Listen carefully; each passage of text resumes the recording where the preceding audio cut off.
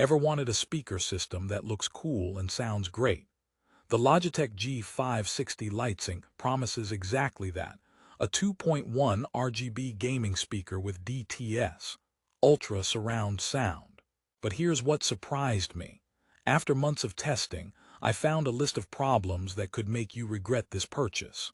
Therefore, you should watch this entire review before you click buy. For the best price on Amazon right now, click the link in the description. Let's get real. This thing is an absolute eye-catcher. The Lightsync RGB is a full-spectrum light show that dances to your music and games, making your desk look like a Vegas nightclub. The specs promise big sound too, a down-firing subwoofer and wide-angle drivers in the satellites. But here's the twist. The flashy exterior might be hiding some serious audio flaws. So, is this just a pretty face with a bad voice? Let's dive in. First, the setup is simple. Plug in, install the G-Hub software, and you're ready. The software is where the magic and the problems begin. You can customize the lights to react to audio, screen color, or fix patterns. It's fun, like having a disco ball for your doom scrolling. However, G-Hub is notoriously buggy. Updates break profiles, the software sometimes fails to detect the speakers, and the lighting effects can just freeze. It's a recurring headache for many users. Therefore, the core feature, the Lightsync, is often held together by digital duct tape. Now the sound. With DTS Ultra, Logitech claims immersive positional surround sound. In games like a first-person shooter, it can indeed create a wider sense of space. The subwoofer delivers noticeable bass, which is fun for action scenes. But here's a critical problem. The audio profile is wildly unbalanced. The bass, while present, is often muddy and drowns out the mid-range. The satellite speakers lack clarity for vocals and detailed sound. Listening to music, a rock track might just sound like a booming, vague rumble. It's like the speakers are shouting at you from inside a cardboard box. Therefore, for critical listening or enjoying music, these speakers are a poor choice. They are tuned aggressively for impact rather than accuracy. This brings us to the volume. They get loud, which is good for filling a room. However, at higher volumes, the sound distortion becomes severe. The speakers struggle, producing a harsh, tinny quality. It's not a smooth escalation. It's like a polite conversation suddenly turning into a screaming match. One top review on Amazon echoes this, noting the lack of refined sound at any level. Let's talk about the surround sound claim. DTS Ultra is software-based, processing stereo audio to create a virtual surround effect. It works to some extent, widening the stereo field. But true positional accuracy, like hearing exactly where a footstep is behind you, is limited. It's a simulated effect, not a true multi-channel experience. Therefore, if you're expecting genuine surround sound for competitive gaming, you might be disappointed. It's more of a bigger sound than a smarter sound.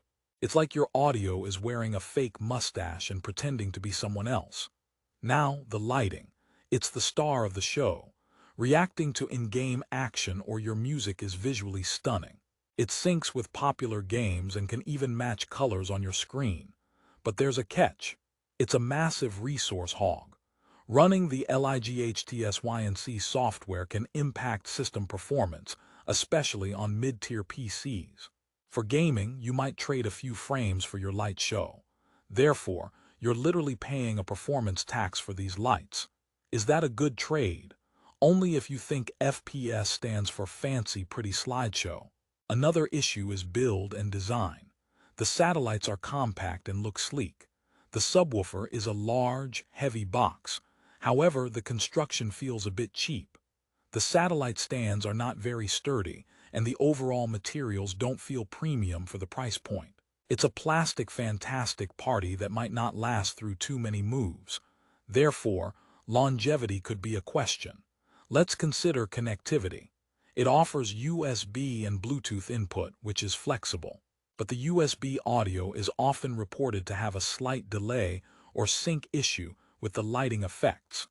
Bluetooth is convenient but compresses the audio further, exacerbating the sound quality problems. So you have options, but each path leads to a compromise.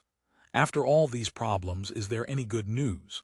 For a purely aesthetic, fun-focused setup where sound accuracy is secondary, it can be enjoyable.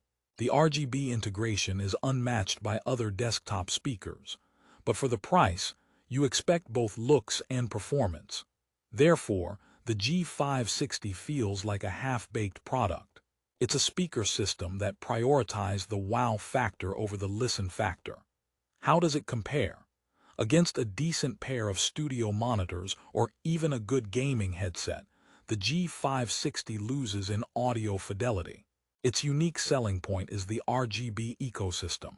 Therefore, your decision hinges on a question: do you value lights over sound? If yes, this might be your pick. If no, steer away. It's like choosing between a gourmet meal and a meal that just has really nice candles. Let's recap the core problems: buggy software, unbalanced and distorted audio, simulated surround sound, performance overhead from lighting, and questionable build feel. But what's the resolution?